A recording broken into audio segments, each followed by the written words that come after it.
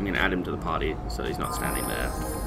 I guess we should level him up now. How many levels does he have? 4. So that's not too bad. Sure. Just give me the recommended. And he got a free feat.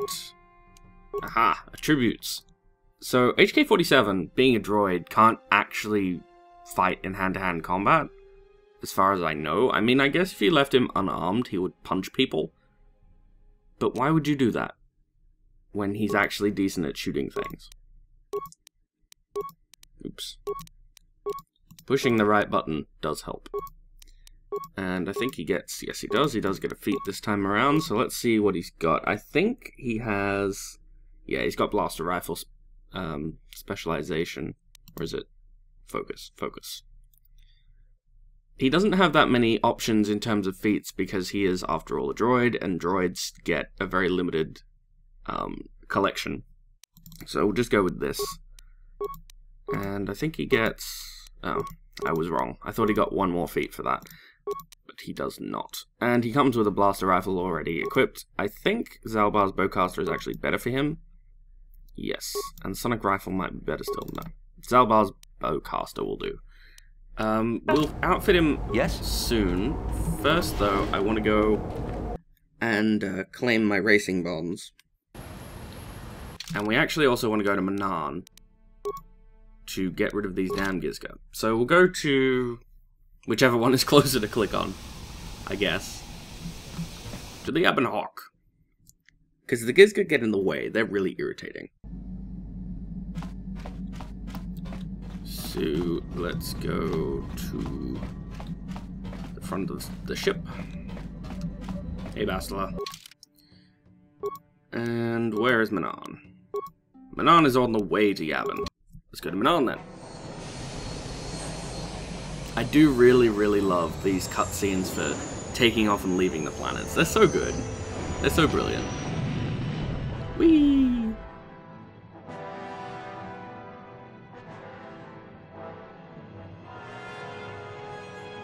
How can you not appreciate, like, when I was a kid playing this game the first time, that was one of the coolest things about the game. And I think we made it to Manan without incident. No, we're jumping to hyperspace. Whee!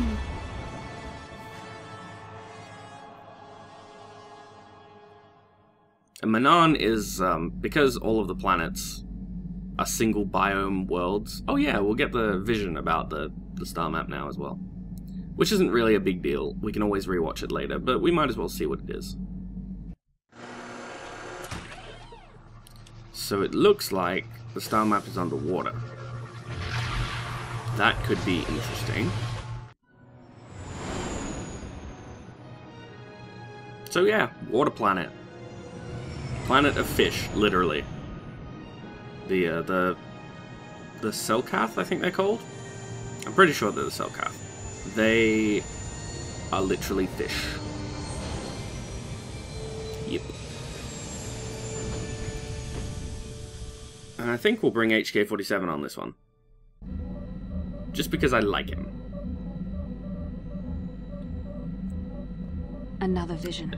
The Force is I thought you were meant guiding to be us, talking. helping us retrace the steps of Malak and his old master, leading us ever closer to the Star Forge. It is strange that anyone would have built a star map here. The entire surface of Manan is covered by nothing but vast oceans. But maybe it wasn't. It looks like the map was underwater. Maybe the land was once above the surface. It is possible. The melting of polar caps or a cataclysmic earthquake could have buried the land beneath the waves eons ago. Records from that time are incomplete. The ocean It has floor been is 20,000 vast and years, much of it is according to the builder uncharted, droid. even by the native Selkath. But how could Revan and Malak have found their way down? No doubt things will become more clear once we discover the star map's location. I would imagine they probably did it through the power of magic. That's how they usually achieve things. So we are here just to make a quick stop. We just want to sell off our Gizka so we don't have to worry about them anymore. It will cost us 100 credits to get rid of them, but I'm willing to pay 100 credits to not have those bloody things under my feet all the time. Because they do get under your feet, they get in your way, and you literally cannot walk past them. Which is very irritating, as one might imagine. And we'll also get to know a little bit about the politics on Manan too. You Hello. Republic people are so pathetic, sitting around groveling at the table scraps the galactic senators deign to give you. It makes me sick. The senators work for the good of the whole galaxy, not for individual gain. Ha! Yeah, about that. Don't make me laugh, you gutless simp. It's the destiny of weak-minded fools like you to be ruled over by the strong, like we Sith. I'm warning We you. Sith. Don't push me or you'll get just what you're asking for. Try it. Just try it. I'd love to see you throw the first punch. And with all the cameras around, the Selkath would be all over you inside of 30 seconds. My passive aggressiveness knows no You bounds. pay the price, Republic scum. But I can see that you're not man enough to back up your words anyway. If you ever feel like relieving yourself of your worthless existence, feel free to come by our enclave here. We have many, many ways to fulfill your wish. So yeah, we're just cementing the fact that the Sith are they're Yeah, what massive are you... dicks, basically. Oh, I apologize, Master Jedi. I should not have been rude. Nah, it's all cool. No, really, I should apologize. I should try to control myself, as you Jedi do. Is there anything I can help you with? Yes, like us. Not really. I'm fine. Of course. If you have any other questions, you should probably see Roland Wan. He's the Republic diplomat here. He's by the Republic Enclave near the visitor residences. Oh, if you don't We know where will that need to is, go visit him north from later. here, then south past the port official in the first courtyard, east into the second courtyard, then north, then east again. You got that? Have a pleasant stay, Master Jedi. Yes. Totally. It reminds me, actually, that one, of, there was a... Oh, I can't remember exactly what it was. I think it was in a play by Terence, like the Roman Terence. And because the Romans didn't really use street signs back in the day... HK, can you please stop riding my jock?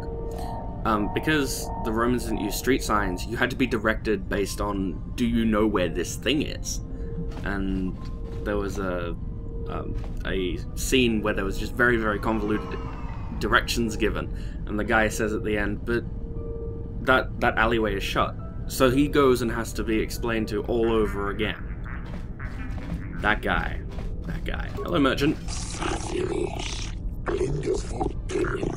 Are you not the animal merchant? Shopping experience sounds good to me. I would like to see your inventory. There's an animal merchant here. Do you have anything good? No, you don't. You've just got regular stuff. Bye-bye. Animal merchant is... here. There he is.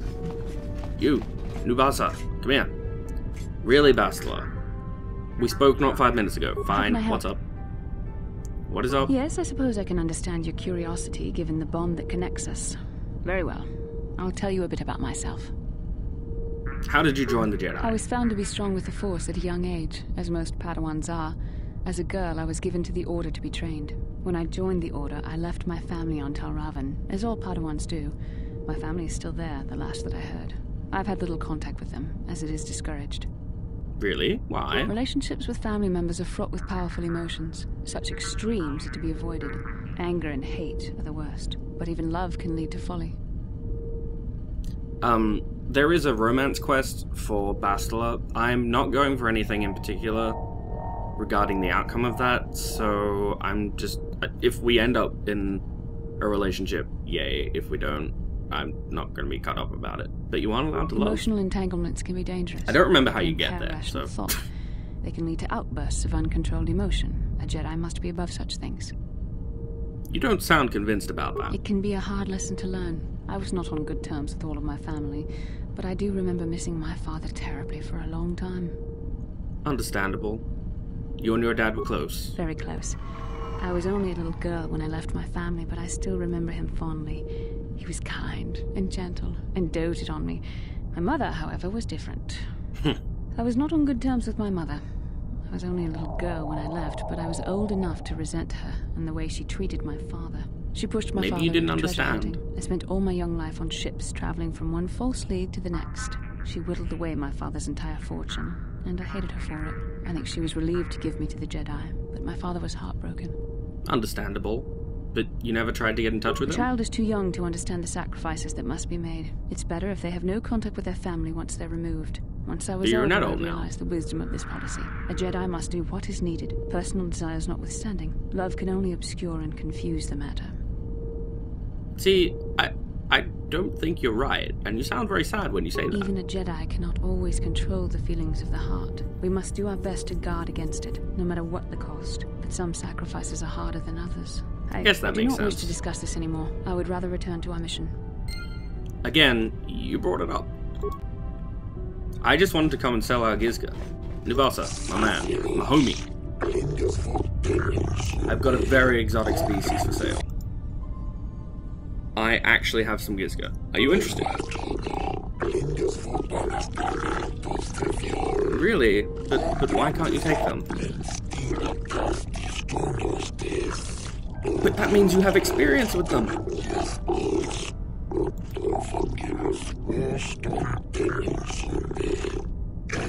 Nubasa, bro. Are you sure I can't convince you?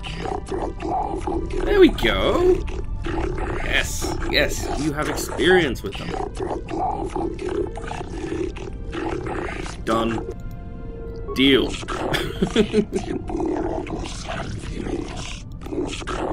You are, no, thank you.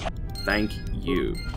So yeah, the haste with which your player character is like, deal, done, just take them. It's beautiful. So you can kill them if you feel like being, you know, a jerk. You can kill the Gizka. But why would you bother? Yes, cameras. So this is also a thing. There's security everywhere on Manan, and you have to... It turned me around and I pushed the button. Stop it. Let me leave. Okay, finally. I don't think we'll have to listen to that again. Like, forcibly. Bye, Gizka.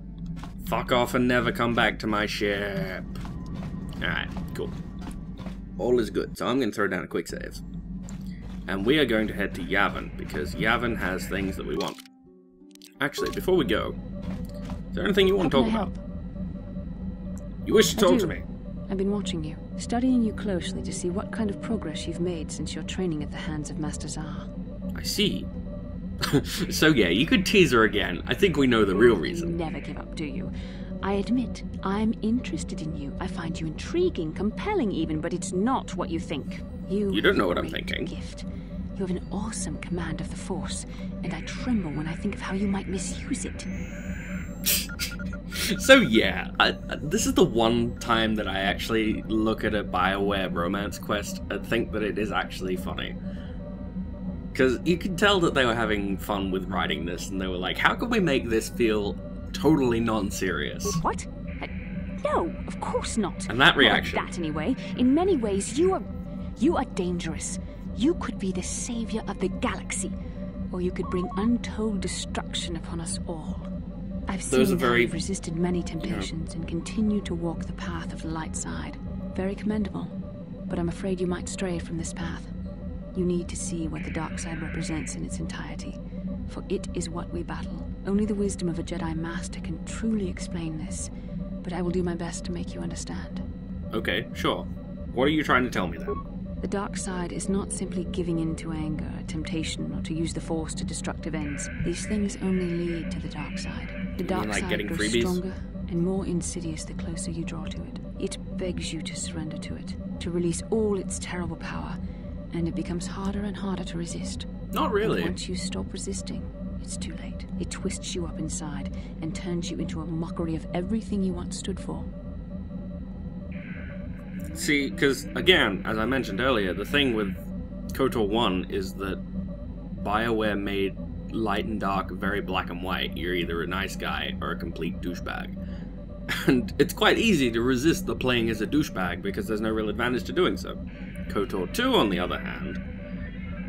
okay, but you know this temptation very well, I imagine. I am no less resistant to temptation than any other.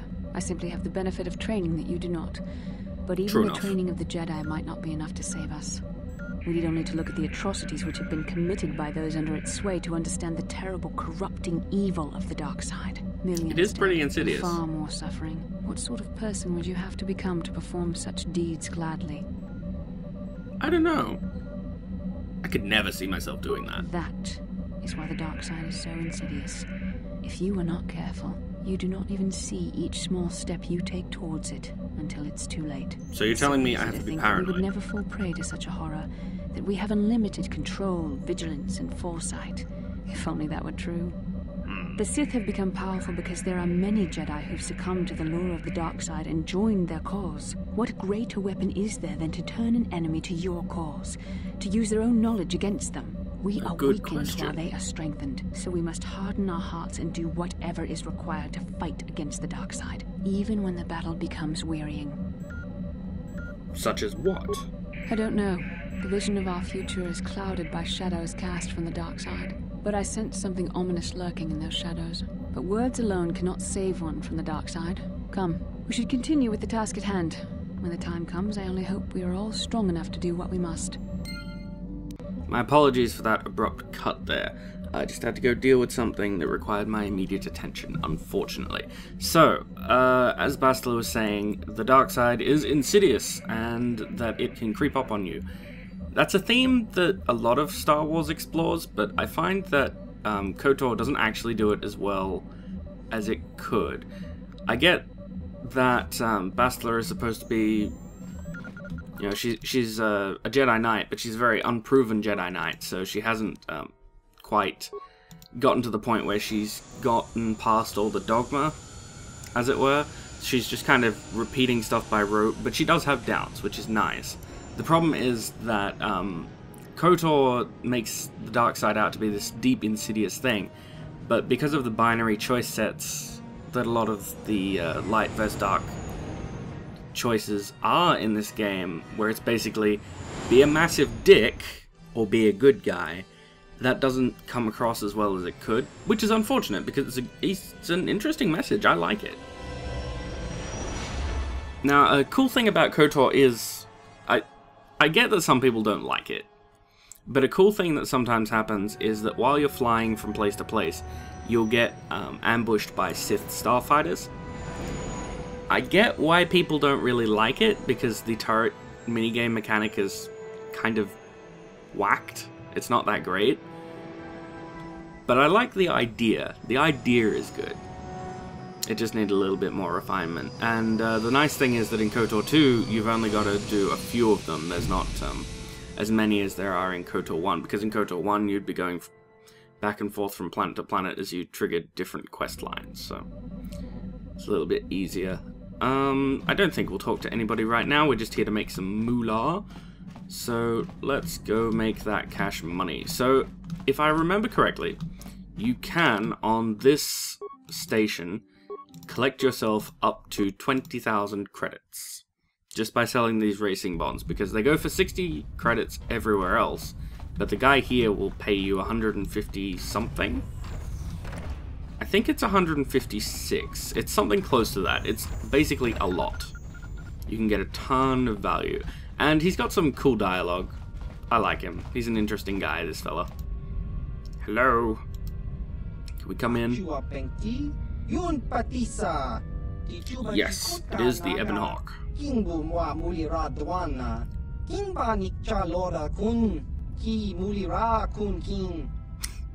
Are you new? Yes. Yes, I'm new. I'm very new.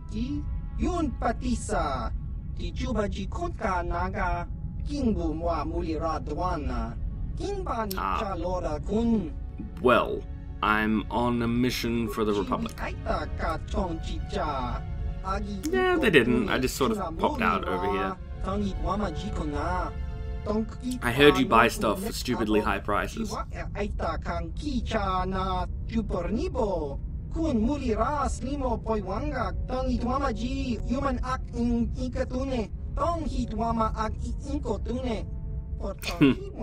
I do like this guy. This Rodian's pretty cool. I do like him. Trandoshans and smugglers. Oh,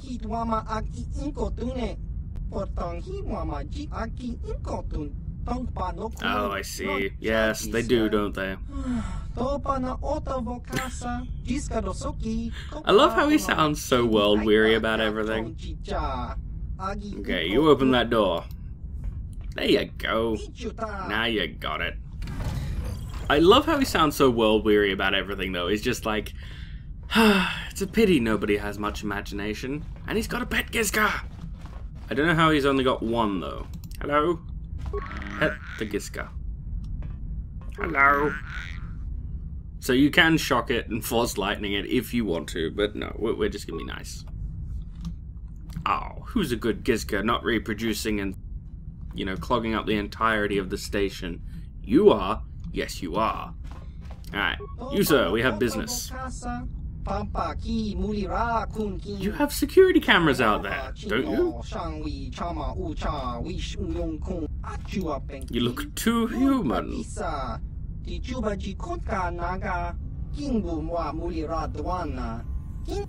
Well, you see, I was here looking to buy stuff from you, but I'm on a quest.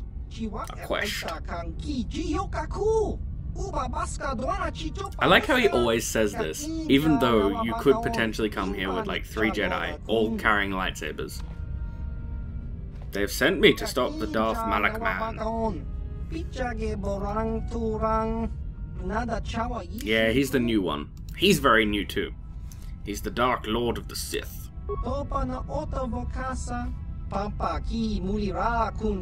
Yeah, that's true.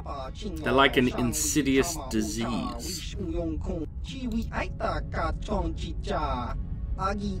Yeah, just flying around, doing space stuff. I like how you can always reply to him like really over the top. You could be like, no, I'm not running. I am a Jedi. Actually, when I acquired the Ebon Hawk, it had the coordinates for your station. Yeah,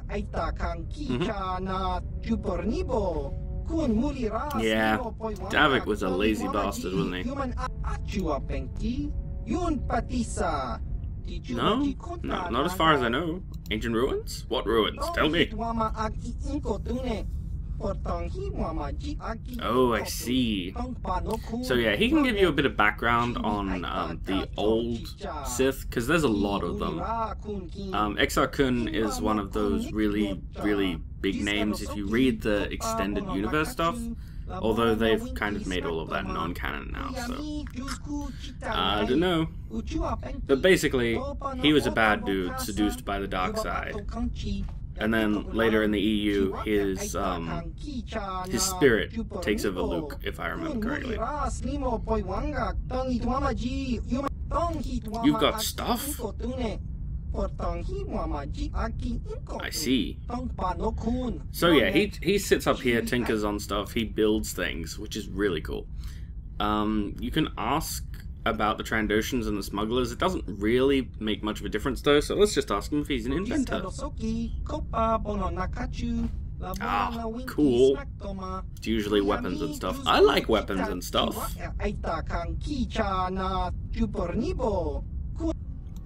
Well, you know, it helps. Why did you come here though? Ah, right.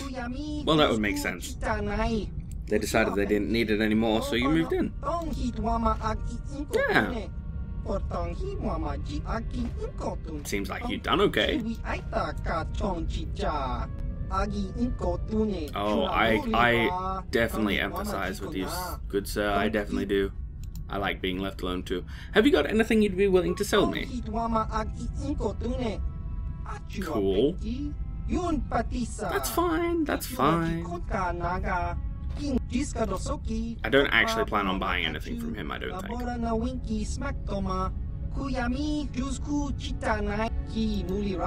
Sounds good to me. So yeah, you can buy a lot of cool stuff from him. You can buy stuff like this. Pretty decent implant, although I don't know if you'd really need awareness plus 10.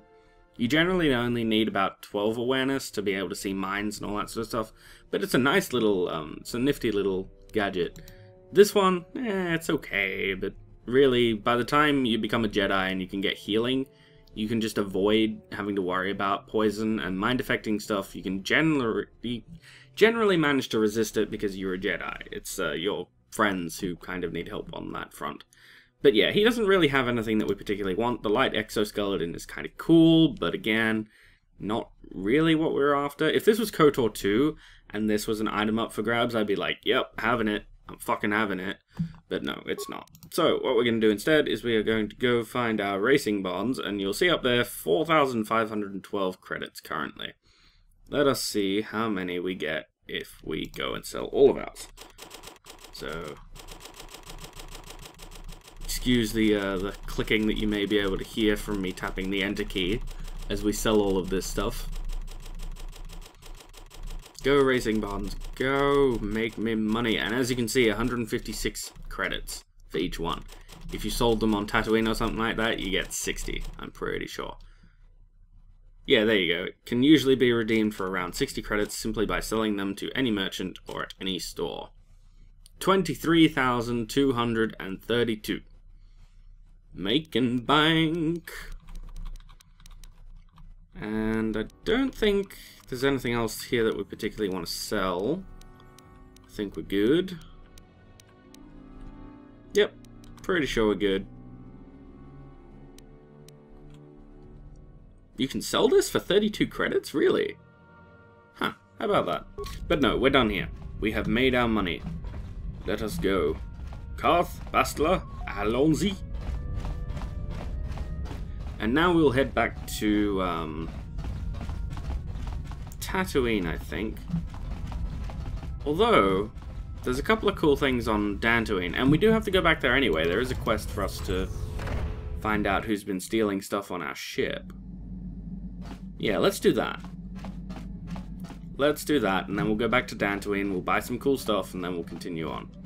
So, examine the supplies. No one in the party would have done this, so there must be some other explanation. Examine more closely. Indeed. Whoever the thief is, they have managed to avoid detection by you or your companions so far. A thorough search? Basically, it just means run around the place until you get messages saying you hear footsteps. Hello? I'm looking for anyone who might be stowing away. Hello? There we go. You think you hear the soft patter of footsteps behind you, but when you stop to listen, they disappear. And no, it is not the tiny pitter-patter of tiny feet in combat boots. This is not Firefly, although I wish it was. I think now we can come back in here, no? I guess not. That is where we will obviously end up, because that's where the supplies are. Perhaps they're over here? Nope. Now can we please go back to the... cargo hold now? I think so. Yes. There we go. They sound like they're coming from the cargo hold. Who the hell are you? Where'd you come from? And nicely, she's actually really, really succinct for an alien. I don't get what you're saying, but calm down. I won't hurt you. Yes. Whatever you say. I like how that's literally one of the responses. You're just like, okay, sure. So Sasha, who the hell are you? Even though it says Sasha when you go to talk to her. I am Carl. Aha, you are Sasha. Well, that's good. Where are you from? Actually, we'll just go and try to learn her language. Yes? Ah, Mandalorians are bad. So it sounds like she's been kidnapped. Possibly. I can understand Mandalorian, but you're all weird. Okay. Sure. Let's try again. Yes. The first one. I see you. Aha! I see, I get it. Sure. I love how so many of these responses are just like, I have no idea what you're saying, but okay. It's a thing. It means ship. We're playing charades. Clearly. You sleep here. This is your place. I see. Alright, I getcha. But why are you hiding here? Okay. I really don't get it. Oh, you mean you like something. I see. And I think after one or two more dialogues, we'll actually get to talk to her in her own language. Oh, no, I'm not gonna do that. We're not gonna hurt you. We'll be nice. Yum, what kind of word is that? Well, I think it generally means an expression of satisfaction with food, Carl. It's a room? Oh, right.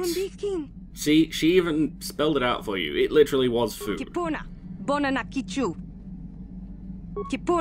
don't get it. I still don't get it. Sure. Food sounds good. Food's always good. I really still don't get it. Anything? I would have thought that we'd be able to figure it out. Oh, right. Okay. Sometimes the dialogue choices in this particular game are a little bit wonky. It doesn't make sense until you've gone and tried to do it a couple of times, which I suppose is nice. It's not overly intuitive. But if you figure it out, you're like, oh, hey, that's clever. You came to the ship. Why? Oh, right. Those Mandalorians, they are bad people. Don't you be raising your eyebrows skeptically, they are. But it's not your first home. Yeah, where are you from?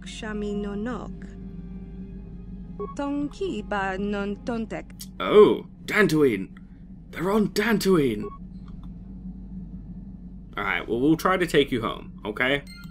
Cool. So we got some XP for that. Yay. I like my XPs.